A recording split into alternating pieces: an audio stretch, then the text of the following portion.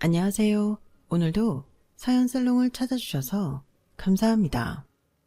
저는 경기도 과천에 살고 있는 60대 후반의 할머니예요. 예전에 인생은 60부터라는 말이 꽤 유행했던 걸 기억하실지 모르겠네요. 젊은 사람들은 잘 모를 수도 있겠어요. 하지만 제 또래인 사람들은 알 거예요.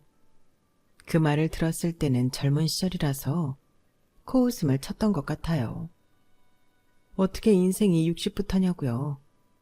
60이면 다 늙고 이제 갈 날만 준비해야 된다 그랬던 시절이었거든요. 인생 황혼에 아프지 않고 고생만 안 하면 최고라고요. 이제는 100세 시대가 돼서 60살이 되어도 앞으로를 위해 할 일이 많은 때가 되었어요. 불과 20, 30년 만에 세상이 이렇게까지 바뀔 줄은 저도 몰랐네요. 제 인생도 마찬가지고요. 저야말로 평생 고생할 팔자라고 여겼는데 이제 와서 생애 최고의 날들을 누릴 줄 몰랐거든요. 어떻게 그런 일이 있었냐고요? 지금부터 이야기해 볼 테니 잘 들어주세요. 저는 지금으로 치면 지방 중소도시에 태어나서 살다가 중학생 때 서울로 올라왔어요. 아버지가 서울로 근무지를 옮기면서 오게 됐는데 그게 중학교 3학년 10월 말쯤이어서 학교에서는 친구들도 별로 사귀지 못하고 좀 외로웠던 기억이 있네요. 지방에서 왔다고 은근히 따돌리는 아이들도 있었고요. 예민한 사춘기 때라 그런지 상처도 받고 마음에 많이 박혔어요. 고등학교 입학하기 전까지 전 많이 힘들었어요. 오죽하면 도로 살던 대로 내려가자고 했을까요? 하지만 부모님은 앞으로 진로를 위해서는 서울에서 살아야 된다고 안 된다고 하셨어요. 저보다는 남동생 때문이기는 했어요. 예전에는 딸보다 아들 공부를 더 많이 시켰잖아요. 저희도 그랬죠. 저는 괜히 동생 때문에 피해본 것 같아 더 툴툴거리고 가족들하고도 말도 잘 안 하고 그랬던 기억이 나네요. 고등학생이 된다는 설렘보다 서울 애들하고 어떻게 지내야 할지 막막함과 두려움이 더 컸어요. 3개월 정도의 서울 중학교 생활이 좋지 않았으니까요. 그래서 큰 기대를 하지 않고 갔는데 정말 신기하게도 고등학교는 다르더라고요. 제가 학교 배정을 버스 타고 20분 정도 가는 데에 받았는데 그래서일까요? 다른 지역 애들하고 섞여 있었고 저랑 같은 반이었던 애들은 기억 없었어요. 몇 명은 같은 학교로 왔지만 다 다른 반이었고요. 의외로 아이들은 다들 활달하고 사교성이 좋아서 저 역시 잘 어울릴 수 있었어요. 제가 지방에서 살다가 온 걸로 무시하는 애들도 별로 없었고요. 어쩌다 한두 명 있기는 해도 심하지도 않았고요. 서로 이야기하고 지낼만 했죠. 저는 다시 명랑한 저 자신으로 돌아갔고 부모님도 한시름 놓으셨어요. 공부를 못하는 것도 아니고 잘하는 것도 아니었는데 대학에 갈 생각을 안 했기 때문에 크게 신경 쓰지도 않았고요. 그저 하루하루 반 친구들과 잘 지내는 게 목표인 즐거운 학교 생활이었네요. 2학년 때 반이 바뀌고도 마찬가지였고요. 그렇게 잘 지내던 어느 날 저는 바로 길 건너편 있는 남자 고등학교에 한 학생에게 고백을 받았어요. 너 홍영자 맞지? 저번에 수학여행 갔을 때 왔어. 너 노래 잘하더라. 꿈이 성악가야? 노래? 장기자랑했던 거 말이야? 잘하는지는 잘 모르겠는데 아무튼 고맙다 김석기. 제가 수줍게 고개를 숙이며 말하자 남자애는 눈이 커지며 좋아하더군요. 내 이름 안 해? 나 알고 있었던 거야? 너도 잘하더라. 기타 쳤잖아. 그래서 기억했지. 저희 둘은 쑥스러워하며 서로를 흘끔흘끔 보다가 웃었어요. 마음이 통한다는 기분이 뭔지 그때 처음 알았죠. 저희는 그 뒤로 등학교 길에 만나면 서로 인사를 했고 한 달쯤 지나고 나서 처음으로 같이 시내에 있는 빵집에서 만났어요. 일요일이었어요. 지금 생각해보니 그게 첫 데이트였네요. 석기는 아주 신사답게 제가 먹고 싶은 걸 다 골라서 사주고 집에 가서 먹으라고 빵을 또 사주더라고요. 야, 내가 이걸 어떻게 다 먹어? 내가 돼지로 보여? 집에 너만 있어. 어머니 아버지도 계시고 남동생 있다며. 남자애들 많이 먹잖아. 그리고 오늘 너 먹는 거 보니까 이거 혼자 다 먹을 수 있을 것 같은데? 야, 내가 뭘 많이 먹었다고 그래. 저는 빵봉투를 들고 석기를 때린다며 쫓아갔고 석기는 허허 웃으며 슬슬 피하는 척하더니 저한테 몇 대 맞아줬어요. 유치하지만 풋풋하고 즐거웠던 시간이었네요. 저희는 그 후 더 친해져서 방학 때도 일주일에 2번은 만났던 것 같아요. 저는 제 인생에 처음으로 시집을 사서 거기에 나오는 시를 예쁜 편지지에 정성스럽게 베껴서 석기에게 주었고 석기도 저에게 곧잘 편지를 써서 줬어요. 석기는 공부도 잘하고 책도 많이 보는 애라 좀 달랐어요. 제법 철학적인 내용도 많이 써서 보냈어요. 그 바람에 저까지 전에는 관심 없던 책을 들여다보고는 했네요. 그런 저를 보고 부모님은 신기해하셨죠. 웬일이야? 홍영자가 책을 다 보고 말이야. 그게 뭐냐? 변신? 카프카? 외국 사람 책이야? 엄마, 인생의 심오한 진리를 담고 있는 책이야. 나 독서 중이니까 조용히 나가줘. 아이고, 인물 났다. 어쩌다 책 좀 읽나 보다. 영식아, 아니 누나 왜 저런다니? 몰라, 요즘 바람나서 저래. 바람 한번 참 희한하게 났다. 뭐 책을 열심히 읽으니까 좋기는 하다. 그 시절이 제 인생에서 가장 풋풋하고 즐거웠던 것 같아요. 여름방학이 끝날 무렵 저희는 누구랄 것도 없이 서로가 서로에게 자신의 마음을 고백했어요. 야, 김석기, 좋아한다. 너는 진짜 홍영자, 성격 급한 건 알아줘야 된다니까. 이런 건 남자가 먼저 말하게 해줘야 되는 거 아니야? 내가 먼저 좋아했거든. 닭살 돋고 오글거리겠지만 제 가슴은 뭉글뭉글했고 하루하루가 설레고 모든 게 분홍빛인 것만 같았어요.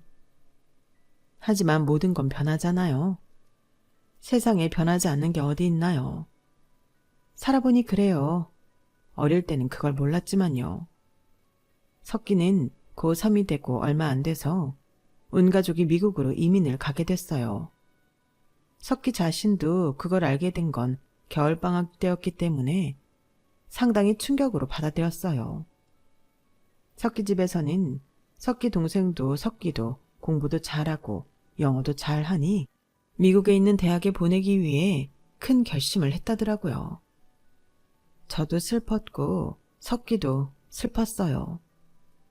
나 진짜 이렇게 너랑 헤어지기 싫은데 부모님은 왜 내 생각은 물어보지도 않고 마음대로 정하신 건지 모르겠어. 다 너랑 네 동생 생각해서 하신 거잖아. 나도 너 안 갔으면 좋겠어.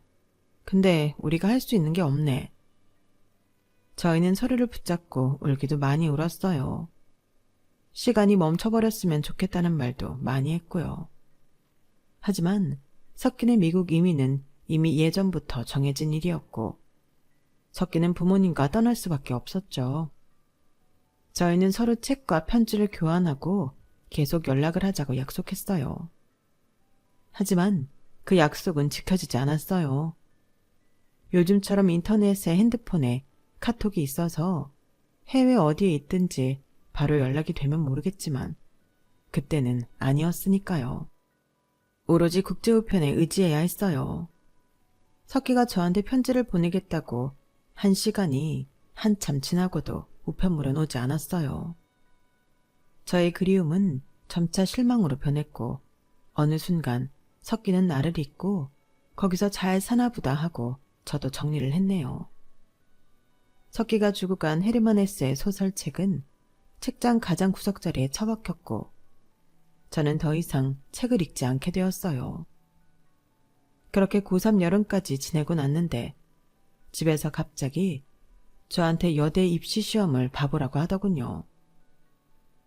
엄마가 담임 선생님 만났는데 네 성적이면 아주 좋은 대학은 아니어도 땡땡여대는 갈 수 있다더라. 그 말 들으니까 괜히 아까운 생각이 드는 거야. 그럼 공부해야 되잖아. 나는 대학 안 가는 애들이랑 같이 놀 계획 세워놨는데. 이거사, 놓는 건 나중에도 할 수 있어. 엄마 아빠 큰맘 먹고 너도 대학 갈 수 있으면 보내자고 하는 거야. 사실 영식이만 신경 쓰는 거 너한테 좀 미안했다. 한번 시험이라도 봐. 순간 제 머릿속에 떠오른 게 석기였어요. 그리움과 미움이 복잡하게 섞인 마음이었던 것 같아요. 석기가 한국에 와서 어디선가 저를 만났을 때 제가 멋진 여대생이 되어 있으면 코를 납작하게 해줄 수 있겠다는 생각이 들었네요. 저한테 편지 안 보낸 걸 후회하게 만들 수 있겠더라고요. 그래서 저는 입시를 치렀고 무난하게 선생님이 추천한 땡땡 여대에 들어갔어요. 속으로 석기한테 이거 봐라, 나 여대생 됐다. 내가 이럴 줄 몰랐지. 너는 이렇게 멋진 여자를 놓친 거다. 그런 말들을 했었네요. 하지만 그것도 잠시였고 대학에 들어가서 자유롭고 즐거운 생활을 맛본 저는 점차 석기를 잊어갔고 여대 졸업할 쯤에는 옛날 추억이 되어버렸어요. 저는 졸업하자마자 엄마 친척분의 중매로 선을 보게 되었어요. 건설회사를 다니는 사람이었는데 호감이 가는 인상이었어요. 저보다 4살이 많았는데 사회생활을 한 남자가 어째 멋져 보이더군요. 저희는 둘 다 한눈에 서로에게 좋은 마음을 가졌고 결혼을 하게 됐네요. 남편은 전형적인 그 시대 남자였어요. 바깥에서 자기 일 열심히 하고 사람들 관계는 좋지만 집에서는 좀 무뚝뚝하고 육아에 신경 안 쓰는 사람이요. 그래도 시어머니가 저한테 말도 안 되는 잔소리를 하려고 들면 직접 나서서 바람막이가 되어줬어요. 저는 그것만도 참 감사하더라고요. 친구들 이야기 들어보면 안 그런 남편들도 많았으니까요. 우리 세대 남자들이 다 저렇게 멋이 없고 가부장적인 데가 있었죠. 저희는 아들, 딸 하나씩 낳은 정말 평범한 중산층 가정이었어요. 그러다가 남편이 2년간 중동에 있는 건설 현장에 나가게 됐어요. 저 혼자 아직 5살, 2살인 아이들을 키워야 된다니 솔직히 덜컥 겁이 나더라고요. 정말 2년만 있다가 오는 거죠? 회사에서 2년이라고 하긴 했는데 가봐야 확실히 알 것 같아. 안 간다고 할 수는 없는 거예요? 그럼 잘리겠지. 왜? 거기 가면 월급도 더 나오고 좋은 거 많다고. 혼자 있는 게 싫어서 그래? 당신 처가도 있고 우리 집도 있잖아. 그렇기는 한데 그래도 우리 식구랑 같아요. 우리 식구는 당신하고 우리 애들이지. 에휴, 살다 보면 다 살게 돼 있어. 2년 금방 가. 나 갔다 오면 승진도 할 거니까 조금만 참아. 어? 어차피 가게 돼 있는 거 제가 말린다고 취소되는 건 아니었지만 어쩐지 싫더라고요. 남편은 얼마 안 있어 이민 가방에 짐을 싸서 중동행 비행기를 탔고 저는 남편이 간 첫날 밤 괜히 무서워 아이들을 부둥켜 안고 꼬박 뜬 눈을 치샜어요. 남편 말대로 점차 적응하고 살기는 했지만 천둥 번개가 치는 밤이라든가 무슨 사고 뉴스가 크게 난 날에는 겁이 나서 어쩔 줄 모르겠더라고요. 아이들은 그런 저를 붙잡고 무섭다고 하니 티를 내지도 못했어요. 저는 엄마잖아요. 어떻게든 아이들을 지켜야 했으니 속으로는 덜덜 떨면서도 괜찮다, 엄마가 있다, 그랬었네요. 특히 밤에 마당에서 무슨 소리가 나면 혹시 도둑이라도 들어온 건 아닐까 하고 긴장하고 떨었어요. 그런 일은 없었지만요. 그렇게 1년 반 정도 지났을 때였어요. 새벽에 저희 집 거실 전화기가 요란하게 울렸어요. 순간 뭔가 잘못됐구나 하는 예감이 들었어요. 그 시간에 전화가 올 일이 없잖아요. 남편은 편지가 들어있는 소포를 보냈었지 전화를 한 적은 없었어요. 저는 제 예감이 틀리기를 바라며 전화를 받았어요. 아니나 다를까 그 전화는 남편 회사 서울 본사에서 온 전화였어요. 홍영자 사모님이시죠? 여기 땡땡건설 서울 본사. 저는 이정길 부장입니다. 저기 부군이신 박상일 과장이 중동에서 사망하셨습니다. 이런 소식 전하게 돼서 정말 참담합니다. 저는 귀가 멍해졌고 더 이상 무슨 말을 하는지 들리지 않았어요. 잠깐 혼자를 했는지 정신이 들고 보니 앞집 아주머니가 제 손발을 주무르고 있었고 아이들은 제 옆에서 울고 있더라고요. 아니 내가 두부조림 좀 주려고 왔는데 암만 불러도 답이 없잖아. 근데 소희가 뛰쳐나오면서 우는 거야. 엄마가 안 일어난다고. 얼마나 놀랐는 줄 알아? 저는 여전히 정신이 멍해서 전화기를 들고 다시 본사에 전화를 했어요. 남편 회사에서는 제가 새벽에 들었던 말을 똑같이 했어요. 공사 현장에서 인부들 실수로 크레인에 받쳐 죽었다는 거였어요. 남편의 유해는 며칠 후 들어온다고 했고 저는 친정과 시댁의 도움으로 그때에 맞춰 장례식을 치를 준비를 해줬어요. 그리고 비행기로 남편의 유해가 있는 관이 나와 저와 아이들 쪽으로 오는데 그때야 남편이 죽은 게 진짜구나 싶더군요. 사실 마음속 한구석에 이게 다 거짓말일 거다. 남편이 살아있을지도 모른다. 그런 희망을 품고 있었어요. 남편이 죽은 건 현실이었어요. 이제 더는 피할 수 없었어요. 남편의 관을 따라가며 저는 그치지 않는 눈물을 펑펑 흘렸어요. 장례식 치르는 동안도 제 눈물은 마르지 않았네요. 장례가 다 끝나고 며칠 집에서 멍하니 정신 나간 사람처럼 있었어요. 친정엄마가 오셔서 아이들도 봐주시고 저 먹을 것도 챙겨주셨어요. 제가 죽도 잘 못 넘기니 친정엄마는 눈물을 쏟으시며 저한테 사정했어요. 영자야, 제발 먹자. 너는 살아야지. 애들은 어떡하려고 그래, 어? 이제 기운내고 앞으로 살 생각을 하자. 엄마의 간절한 바람이 마음에 닿았는지 그때부터 내 새끼들이 어떻게 하고 있는지가 보이더라고요. 그새 어딘가 꼬질꼬질해지고 제 눈치만 보는 아이들을 보니 이래서는 안 된다는 생각이 들었어요. 저는 엄마 말대로 죽부터 시작해서 밥을 먹고 기운을 차리기 시작했어요. 두어 달 지나니 남편 회사에서 보상금과 위로금이 나왔어요. 그 돈이 하나도 반갑지 않았지만 아이들과 살아야 했기에 받아야만 했죠. 남편이 죽고 남긴 돈이라는 생각에 통장을 보기도 겁이 났어요. 그런데 얼마 후 시댁에서 연락이 왔어요. 시부모님이 저를 보자고 하시더라고요. 남편 장례식이 끝나고 전화 한 번 없었다가 연락이 와서 저는 불이 나게 시댁으로 갔어요. 시부모님도 많이 마르셨고 특히 시어머니는 안색이 많이 안 좋았어요. 시어머니는 저한테 생각지도 못한 말을 했어요. 사람 마음이 처음에는 너도 딱하고 애들은 어쩌나 싶었는데 시간이 갈수록 내 아들이 아까워 죽겠더라. 네가 특별히 마음에 드는 구석은 없었지만 그렇다고 싫거나 그런 건 아니었다. 근데 생때 같은 내 아들 죽고 점점 드는 생각이 너 먹여 살리려다 이렇게 된 것 같아. 너무 속상하고 억울해. 남의 나라에서 그렇게 가버린 내 아들이 가엾고 불쌍하고. 그래서 말인데 나 네 앞으로 나온 위로금은 받아야겠어. 아니면 내가 어떻게 위로를 받겠어? 그리고 우리 되도록 만나고 살지 말자. 너 보상금이면 애들하고 먹고 살 거 아니겠니? 너 사지 멀쩡한데 어디 나가서 일이라도 하면 되고 나 애들한테 큰일 있는 거 아니면 안 보고 살고 싶다. 그렇게 하자. 시부모님 심정이 이해되지 않는 건 아니었어요. 저 역시 죄인 같았으니까요.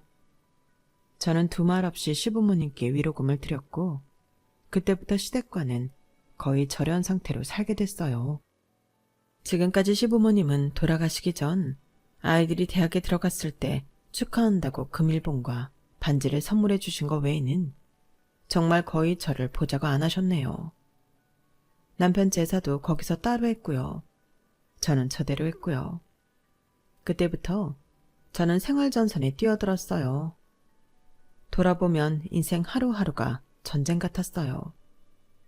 남편 회사 선배의 도움으로 한 사립중학교의 행정실에서 근무하게 되었는데 저보다 젊은 직원이 자기가 먼저 들어왔다고 사사건건 통제하려고 들어서 참 힘들었어요. 다른 사람들 앞에서 은근히 제가 일을 못한다는 식으로 이야기하고요. 저도 제가 부족한 건 알고 있지만 그런 식으로 대하니 참 모욕적이고 힘들더라고요. 그래도 저는 아이들하고 먹고 살아야 했어요. 꾹 참고 다닐 수밖에 없었죠. 어쩌면 그 여자는 제가 버텨야만 되는 걸 알고 괴롭혔는지도 모르겠네요. 남편이 죽고 혼자 아이 둘 키운다고 했을 때 저를 외계인 보듯 혐오스럽게 쳐다보던 눈빛이 지금도 안 잊혀지거든요. 저는 어떻게든 직장을 다녀야만 해서 모든 걸 참으면서 일했어요. 저 혼자 남아서 다른 사람들 일까지 다 해도 그랬죠. 그렇게 너무 혹사한 탓이었을까요? 저는 관절염에 심장 두근거림, 거기다 가끔 눈앞이 캄캄해서 아무것도 안 보이는 증세까지 나타났어요. 지금 생각해보면 이게 다 스트레스로 인한 공황장애인 것 같은데 당시에는 그런 진단을 내리지 않았던 것 같아요. 대학병원까지 가서 검사를 다 했는데 간이 좀 안 좋고 갑상선 항진증이 있는 것 외에 다른 인상은 없다고 하더군요. 하지만 간질환과 갑상선 항진증도 푹 쉬지 않으면 어떻게 될지 몰랐기에 저는 학교를 그만둬야 했어요. 제 병이 잠깐 쉰다고 치료되는 게 아니라 언제 쉴지도 모르겠고 결국 그렇게 되면 학교에서 저를 해고하게 된다고 해서 먼저 사표를 내야 했어요. 그게 6년 만이었네요. 아이들은 한참 돈 들어갈 때였고 큰애가 중학생이 되어 예민할 때라 걱정이 많았어요. 제 병들이 마음을 편안하게 갖고 잘 먹고 잘 쉬어야 되는데 그러지를 못했어요. 결국 저희는 살고 있던 집을 팔고 조금 평수가 적은 곳에 전세로 가야 했어요. 4층 건물에 1층은 가게가 있고 나머지 거주지인 작은 복합 건물이었고요. 저는 이사 후 6개월 만에 재취업에 도전했지만 그 당시 저처럼 애 있는 40대여 가는 여자를 선뜻 채용해주는 회사는 없었어요. 제가 특출난 재능이나 기술이 있었던 것도 아니니까요. 그러다가 간 곳이 대형 마트였어요. 상품들 들어오는 걸 체크하고 각 매대로 분배하는 일을 했죠. 전에 회사보다 월급이 적었기 때문에 말 그대로 허리띠를 졸라 매야 했어요. 애들이 친구들 하는 건 다 해보고 싶을 때인데 그렇게 못해주는 것도 너무 미안했죠. 이따금 친정 부모님이 아이들 용돈도 주시고 저희 생활비도 보태주셨는데 그건 애들 학원비를 써야 해서 통 여유가 없었어요. 마트에서도 시간이 지나고 나니 그래도 제가 일 잘한다고 좀 더 좋은 자리로 가게 되고 월급도 조금 오르더라고요. 그저 열심히 사는 수밖에 없었어요. 그러다 보니 어느덧 딸아이가 대학생이 되고 아들이 고등학교 입학을 했죠.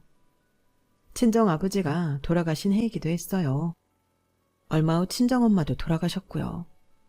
엄마는 돌아가시기 며칠 전 제 손을 꼭 붙잡고 이렇게 말씀하셨어요. 미안하구나. 우리가 넉넉했으면 너네 고생 안 시켰을걸.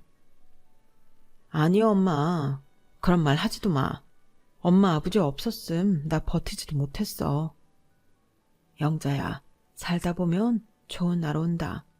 그러니 용기 잃지 말고 살아야 돼.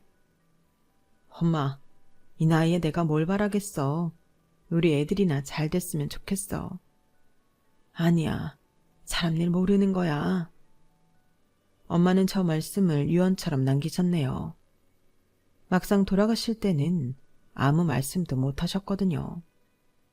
실은 부모님이 돌아가시면서 제 앞으로도 유산을 좀 남겨놓으셨는데 남동생이 중간에서 어떻게 했는지 제 수중에는 3천만 원만 남고 부모님 집이며 다른 예금 같은 건 전부 남동생한테 갔어요. 형제 사이 좋은 것도 옛말이고 남동생은 결혼하고 많이 변했거든요. 올케가 중간에서 코치를 많이 했어요. 알고 보니 부모님 유산 나눈 것도 올케가 변호사를 사서 뭘 했다더라고요. 저는 정확히 알지도 못해요. 올케가 욕심 많고 이기적이라는 걸 알고 있었는데요. 아무리 부모님이 남긴 유산 가지고 형제끼리 추하게 싸우는 거 아니라지만 너무 불쾌하더라고요. 그제야 저는 좀 더 공부하지 않고 똑똑하게 살지 못한 걸 후회했어요. 내가 더 배웠더라면, 좋은 직장을 가졌더라면, 남편이 있었더라면 쟤들이 나한테 저럴 수 있었을까 하고요. 하지만 곧 저는 그 돈이라도 있는 걸 감사하고 애들 결혼 자금으로 쓰려고 잘 두었어요. 적금도 들었고요. 딸은 억척같이 공부해서 미국에 장학금을 받고 갔고 아들도 좋은 대학교를 졸업했어요. 처음에는 행정사가 되겠다, 정부 무슨 일을 하겠다 하며 졸업 후 갈피를 못 잡아 몇 년 헤맸지만 회사에 들어가며 한시름 놓았어요. 어느 정도 안정적이 되나 싶었는데 이번에는 아들 녀석이 대학교 후배랑 사업을 한다고 그러더라고요. 이미 회사 사표까지 쓰고 나왔더라고요. 제가 뭐라고 말하고 싶었지만 아들은 엄마는 아무것도 모르니까 가만히 있으라고 하더라고요. 이제 곧 호강시켜준다면서요. 그렇게 사업을 시작하고 6개월이 되지 않아서 돈 좀 달라고 하기 시작하더라고요. 처음에는 금방 갚았는데 점차 갚는 시간이 오래 걸렸고 나중에는 아예 갚지를 못했어요. 지훈아, 너 2천만 원 언제 갚을 수 있어? 그 돈 너랑 네 누나 결혼 자금으로 뒀던 거야. 없어지면 안 돼. 아, 내가 언제 떼먹는댔어. 그리고 결혼 같은 건 내가 혼자 알아서 할 수 있으니까 그냥 내 결혼 자금 미리 줬다고 생각해도 되잖아. 네 누나도 있잖아. 네 누나 결혼한다고 하면 줘야지. 미국에서 올 생각도 안 하는데 이 돈이 필요하겠어? 이 돈 있는지도 모르잖아. 아무튼 준다고. 줘요. 좀 기다리지도 못해. 오히려 저한테 화를 내는 아들 때문에 저는 서글퍼졌어요. 평생 온갖 고생 다 해서 키웠고 오로지 지들 미래 위해서 그러는 건데 왜 내 마음을 몰라주나 하고요. 하지만 결국에 아들은 제가 사는 집 담보로 받은 대출도 못 갚았고 자기는 살아야겠다며 취직을 해서 지방 대도시로 가버렸어요. 저한테는 빚만 남았어요. 오히려 아들하고 동업했던 후배라는 애가 저를 안타깝게 여겨서 빚 일부를 갚아줬어요. 그러면서 제가 생각지도 못했던 말을 하더군요. 실은 지훈 선배랑 깨진 지 좀 됐어요. 선배가 일을 방만하게 해서 버려놓기만 하고 수습이 안 되더라고요. 그랬더니 독립해서 혼자 해보겠다고. 그렇게 하다가 이렇게 된 거예요. 선배가 나쁘다는 뜻은 절대 아니고요. 선배가 회사 체계나 일하는 걸 좀 더 배울 필요가 있는 것 같아요. 어쨌든 고맙다. 우리 지훈이 생각해주는 것도 그렇고. 이걸 다 어쩌지? 내가 언제 갚을지도 모르는데. 괜찮습니다, 어머님. 나중에요. 나중에 주세요. 어머님 형편 나아지시면요. 아들 후배는 제가 나아질 일이 전혀 없음을 알면서도 그렇게 말해주더라고요. 그게 고맙기도 했고 아들이 이런 지인을 둔 걸 보면 잘못 산 것 같지는 않은데 정말 자기한테 안 어울리는 일을 해서 그런 것 같다는 생각이 들었어요. 그리고 한 번 더 아들이 힘내주기를 간절히 바랐네요. 내 자식 내가 믿어야지 누가 믿겠어요. 저는 작은 원룸을 얻어 이사를 하고 버스 타고 20분 가는 데에 있는 큰 식당에 취직을 했어요. 주방 설거지의 청소가 제 할 일이었네요. 하루하루 아들이나 딸한테서 좋은 소식이 없나 기다리며 살던 어느 날이었어요.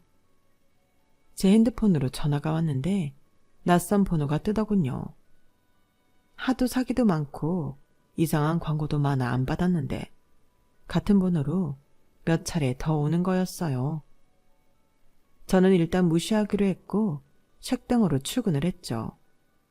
다른 사람들 오기 전에 주방 바닥을 싹 청소하고 뒷문으로 나가서 대걸레를 빨았어요. 그러고 잠시 앉아서 쉬는데 누가 저한테 다가오더라고요. 말끔하게 양복을 입고 머리가 희끗한 남자였어요. 가만히 그 얼굴을 보던 저는 어딘가 낯익다 싶어서 멍하니 있었죠. 그런데 그 남자가 먼저 입을 열었어요. 저기 홍영자 씨 아닌가요? 홍영자 씨 맞죠? 네, 제가 홍영자 맞는데. 누구시... 잠깐, 너 석기니? 김석기? 야, 용케 나를 알아보는구나. 제가 말하자마자 석기는 눈물을 흘리더군요. 늙고 주름졌지만 석기는 고등학생 때 얼굴을 여전히 갖고 있었어요. 저는 반가우면서도 제 처지가 좀 부끄러웠어요. 보아하니 석기는 차림새도 고급스럽고 안색도 좋은 게 살만한 것 같더라고요. 아니 근데 어떻게 나를 알아보고 이 골목에 들어온 거야? 나 많이 변했을 텐데. 그래도 네 모습 남아있어서 알겠다. 내가 전화를 했는데 계속 안 받더라고. 혹시 번호가 틀렸나 해서 말이야. 아, 그 전화 네가 한 거였어? 아니 어떻게 전화번호까지 알고. 잠깐만. 너 이제 한국에서 사니? 그렇게 우왕좌왕 저희는 대화를 이어갔고 그동안 석기의 사정을 알게 됐어요.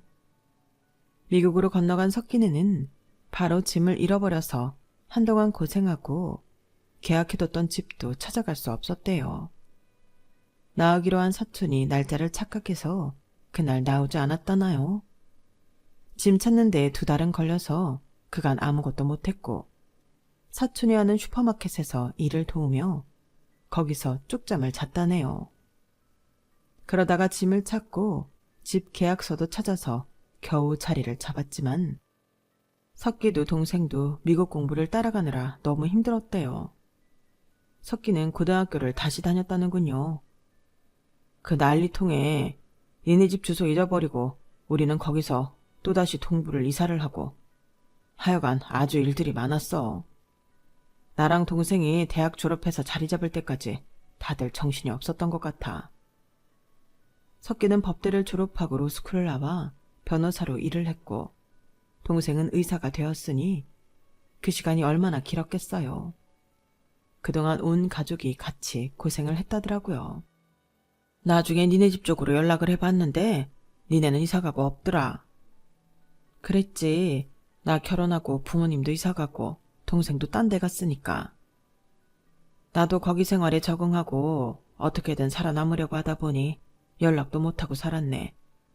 그래도 나 너 잊지 않았다. 내가 딸이 하나 있는데 걔가 한국에서 일을 하게 됐거든. 이참에 나도 한국에 들어오자 싶었어. 마누라는 10년 전에 저 세상에 갔고 그 뒤로 쭉 네 생각만 했어. 석기는 한국에 오자마자 저를 찾았다고 하더라고요. 아들 때문에 팔게 된 집까지 찾아갔다가 거기서 이웃한테 제 이야기를 듣고 전화번호도 알게 됐다고요. 저도 제 남편이 중동에서 사고로 먼저 떠난 얘기와 이런저런 살아온 얘기를 했네요. 야, 나 너 만나면 자랑하려고 땡땡여대 갔어. 근데 대학 나오면 뭐하니? 별다른 기술 없는 할머니는 이런 데서나 일해야지 뭐. 석기는 그런 내 손을 잡으며 이렇게 말했어요. 영자야, 우리 남은 인생 같이 하면 안 될까? 내가 딸한테도 네 얘기 다 했거든. 너무 낭만적이라고 꼭 만나라고 하더라. 미국에서 자란 애라 그런지 생각이 개방적이었던 것 같아요. 저는 물론 좋았지만 제가 너무 신세지는 게 될까봐 선뜻 대답을 못했어요. 나는 네가 다른 거 따지지 말고 우리 어릴 때처럼 그렇게 순수하게 같이 해주면 좋겠다. 어? 첫사랑이잖아. 첫사랑 맞지? 제 얼굴은 18 소녀처럼 빨개졌고 결국 고개를 끄덕였어요. 그렇게 50여 년 만에 만난 나의 첫사랑은 저를 데리고 자기 딸에게 소개해 주었고 몇 달 후 저는 석기와 함께 살게 되었죠. 바로 지금 살고 있는 동네네요. 저희는 그 옛날처럼 농담 따먹기도 하고 가끔 투닥거리기도 하며 지냈어요. 그러다가 석기는 아들 때문에 저한테 빚이 좀 남았다는 걸 알고 자기가 고문으로 있는 법무법인 변호사랑 통화를 하더라고요. 그러더니 얼마는 변제를 하고 얼마는 없었던 걸로 됐는데 그게 아들이 돈을 갚은 게 안 갚은 걸로 되어 있었다고 해요. 동대문 큰손 할머니라는 여자한테 빌린 돈이라는데 장부를 고의로 잘못 썼는지 아무튼 기록이 잘못됐었다고 하더라고요. 석기가 아들 통장하고 제 통장조회 전부 다 하면서 알아낸 거였어요. 그러고 나자 아들 녀석도 저한테 연락을 했더라고요. 엄마, 그때는 미안했어요. 나도 잘하고 싶었는데 뜻대로 안 되니까 너무 초조하더라고요.